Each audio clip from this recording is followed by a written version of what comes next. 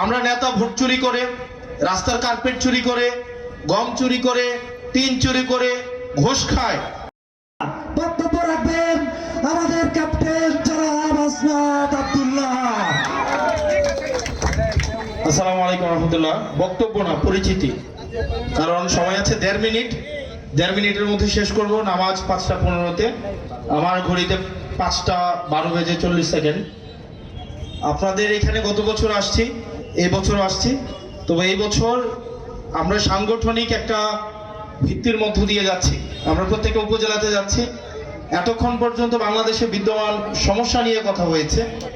এই সমস্যা এগুলা থাকবে, এগুলা আছে, ছিল, কিন্তু ভবিষ্যতে থাকবে না।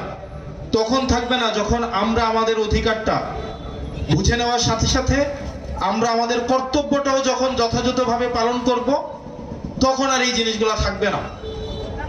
আমরা নেতা ভোট চুরি করে, রাস্তার কার্পেট চুরি করে, গম চুরি করে, টিন চুরি করে, ঘুষ খায়, সবই চুরি করে।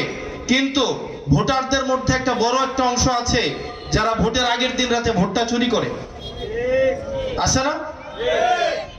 ভোট আগের দিন রাতে দেখা যায় রাত জেগে থাকে, 4টা-5টা পর্যন্ত অপেক্ষা করে। প্রার্থীদের থেকে দেখা যায় ঘরের মধ্যে যদি রাতের বেলা টোকা দেয়, ভিতর থেকে বলে আমরা 10 জন, বলে কিনা? এইটার পরিবর্তন হইতে হবে এবং আমরা আমাদের কর্তব্য সম্পন্ন হয়ে মজবুত হই।